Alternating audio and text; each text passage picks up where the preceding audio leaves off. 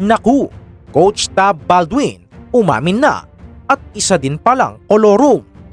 Kahapon, humarap na si Baldwin sa DOLE at doon na nabuko ang lahat.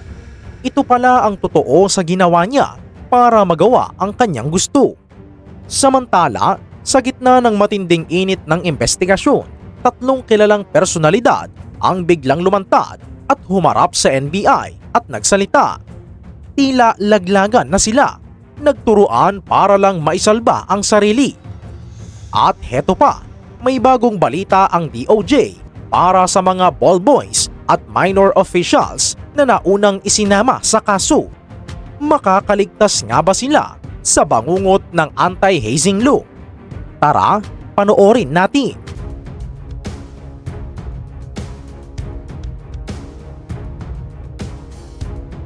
Mga kahistoryador, alam kong nanginginig din kayo sa galit at kaba dahil sa mga nangyayari ngayon. Pero relax muna kayo. Isa-isahin natin ito.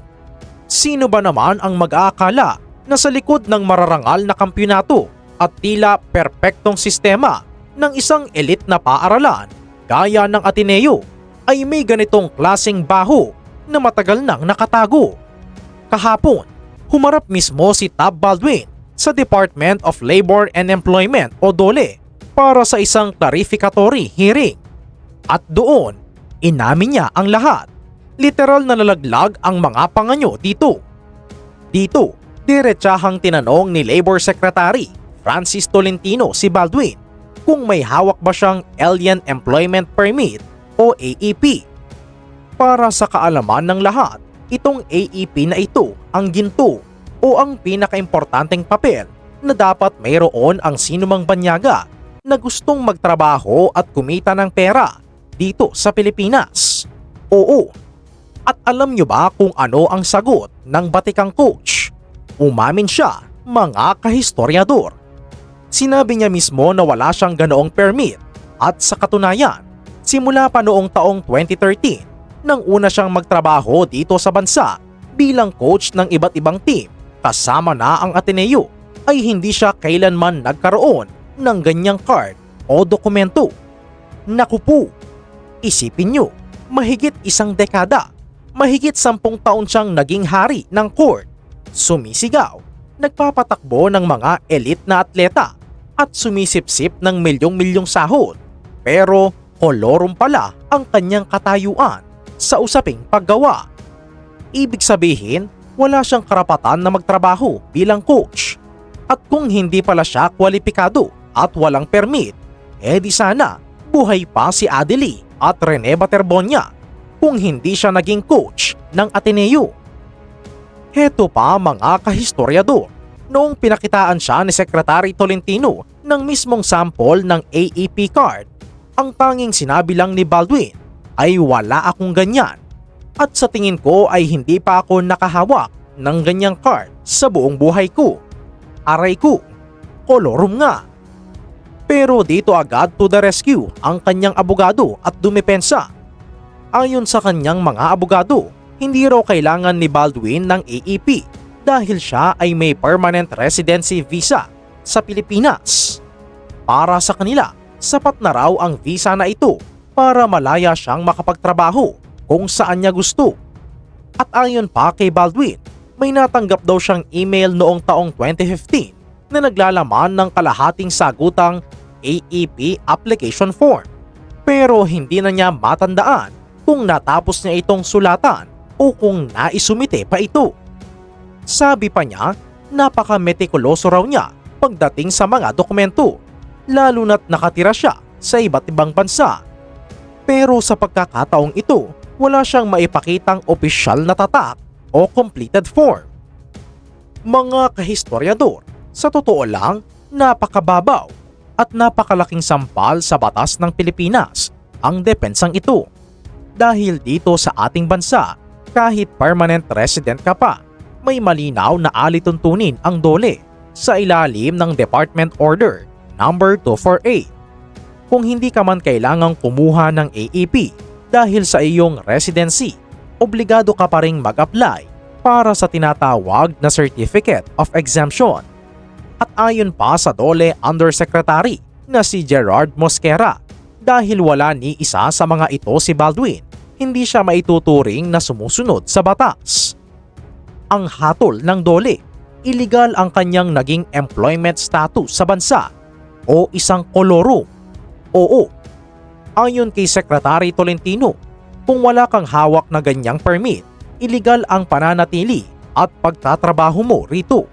Lahat ng ginawa mo simula pa noong una ay labag sa batas. Kaya naman mga kahistoryador, dito pumapasok ang malaking tanong. Paano ito pinayagan ng Ateneo de Manila University? Isang sikat at prestihiyosong universidad, may sandamakmak na dekalibreng abogado.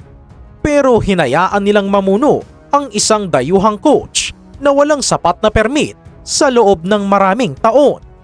Mukhang kampante masyado ang pamunuan ng universidad dahil sikat at maraming kampyonato ang nadadala.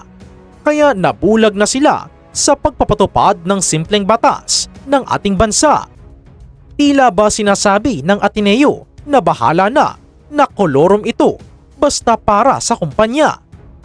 Kaya naman dahil dito, agad naglabas ng supina ang DOLE laban sa mga opisyal ng Ateneo para humarap sa darating na July 9, 2026 upang magpaliwanag kung bakit nila pinayagan ang ganitong kalakaran.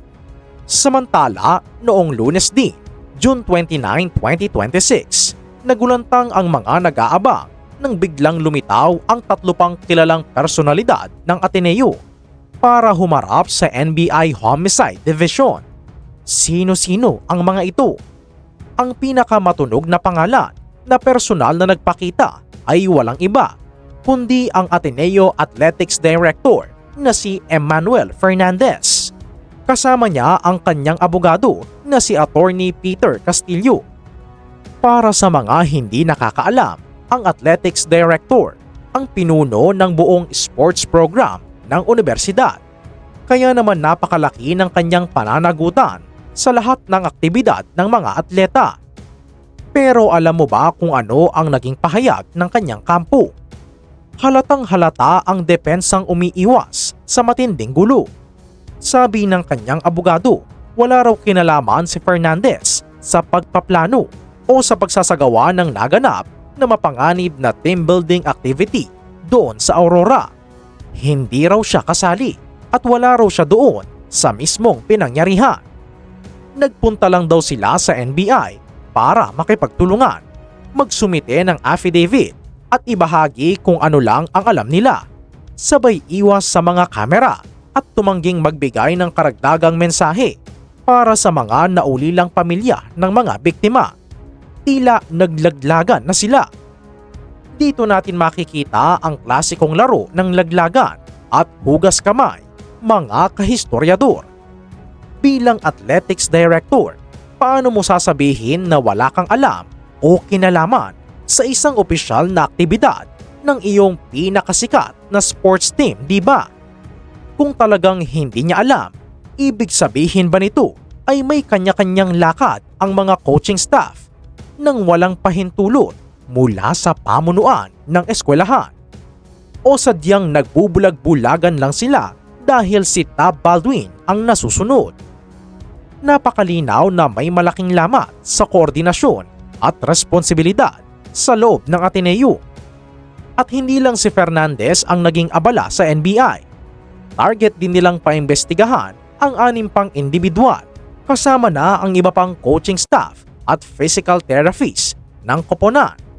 Sa una nating video, matatandaan na inirekomenda ng PNP-CIDG na sampahan ng kasong paglabag sa Anti-Hazing Act of 2018 o Republic Act No. 11053 si Tab Baldwin at 10 pang membro ng kanyang coaching staff at support group, mga utility ball boys, mga tagabitbit ng tubig. Nang marinig ng publiko ang listahang ito, marami ang nagulat at nagalit. Bakit pati ang mga student managers, utility workers at mga ball boys ay isinama sa kaso ng hazing? Ipinaliwanag ni Secretary Remulla na sa ilalim ng RA 11053, ang simpleng presensya o pagiging nandoon mo lang sa lugar kung saan nagaganap ang hazing ay sapat ng prima facie evidence o paunang ebidensya na kasabwat ka bilang prinsipal sa krimen. Dahil nandoon ang mga ball boys at student managers habang ginagawa ang matinding pagsasanay sa dagat, otomatiko silang isinama ng PNP-CIDG sa kanilang rekomendasyon. Ngunit may magandang balita at hustisya pa ring naghihintay, mga kahistoryador. Nilinaw ni Secretary Remulla na ang rekomendasyon ng pulisya ay hindi pa pinal at dadaan pa ito sa masusing pagsusuri ng Department of Justice o DOJ. Sabi ni Remulla na malaki ang posibilidad na i-drop o tanggalin ng DOJ ang mga minor officials gaya ng mga student managers, utility staff at mga ball boys mula sa listahan ng mga akusado.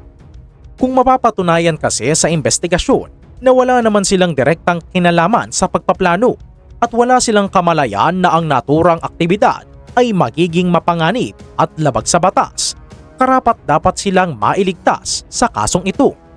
Sa aking opinyon, napakatama ng direksyong ito ng DOJ at DILG. Isipin nyo, ang mga ball boys at utility workers ay mga ordinaryong nagtatrabaho lang para kumita ng maliit na sahod. Sumusunod lang sila sa utos ng mga nakakataas sa kanila. Kung ipapakulong natin ang mga maliliit na taong ito habang ang mga totoong may utak at nagpasya sa mapanganib na training na ito ay makakalusot, napakalaking kawalan ng katarungan yan para sa lipunan. Kaya naman labis ding nilinaw ni Secretary Remulla ng iba pang mga student athletes o mga manlalaro na nandoon sa aktibidad ay hinding-hindi sasampahan ng anumang kaso. Ngunit habang lumalabas ang mga detalye ng investigasyon, may isa pang napakalaking revelasyon na nagpapatunay na sadyang may kapabayaan at may naganap na pagtatakpan. Alam mo ba na ayon kay Secretary Remulla, ang nagbitiw na team manager ng Ateneo na si Christopher Epoch Kimpo ay nagbigay ng kanyang opisyal na pahayag sa PNP-CIDG at ang nakakagimbal na sinabi niya, strongly advise against o mahigpit niyang tinutulan at binalaan ang coaching staff na huwag ituloy ang naturang aktibidad doon sa Aurora. Bakit naman niya ito tinutulan? Dahil pala mayroon ng katulad na insidente noon. Base sa mga nakalap na testimonya ng mga saksi, noong taong 2016 ay may muntik ng malunod din sa isang katulad na pagsasanay ng koponan. Dahil sa trauma at takot na maulit ang panganib, nagbabala si Kimpo na huwag nang gawin ang aktibidad na iyon. Ngunit ano ang ginawa ni Tab Baldwin? Nang tanungin si Baldwin ng mga investigador kung mayroon bang tumutol o nagpahayag ng pagkabahala bago isagawa ang training, ang sagot ni Baldwin ay wala raw siyang matandaan na may nagreklamo o tumutol. Sino ngayon ang nagsasabi ng totoo rito, mga kahistoryador? Ang team manager na nagsasabing nagbabala siya o ang head coach na nagpapanggap na walang narinig na anumang pagtutol? Mga kahistoryador, tungkulin niyang tiyakin ang kaligtasan ng bawat mag-aaral at atleta. Hindi sapat na sabihin ng Ateneo na nagbitiw na si Tab Baldwin at ang team manager na si Epoch Kimpo kaya tapos na ang usapan. Hindi sapat ang simpleng pakikiramay. Dapat imbestigahan kung nagkaroon ba ng malaking pagkukulang ang universidad sa pagbabantay sa mga aktibidad ng kanilang mga atleta. Paano nila pinayagan ang isang training camp sa labas ng kanilang campus nang walang sapat na safety measures, walang mga lifeguards at pinangunahan pa ng isang dayuhang coach na wala palang legal na permit para magtrabaho sa bansa natin? Ang pangalan ng Ateneo ang daladala ng mga batang ito at obligasyon ng universidad na protektahan sila, hindi lang ang imahe ng kanilang eskwelahan. Sa huli, mga kahistoryador, unti-unti nang lumalabas ang katotohanan mula sa pagiging tinitingala at tila untouchable na dayuhang coach. Ngayon ay nahaharap si Tab Baldwin sa napakatinding legal na laban mula sa kasong hazing hanggang sa usapin ng kanyang illegal na employment status sa DOLE. Ang mga dating nagbubulag-bulagan ay napipilitan ng humarap sa batas.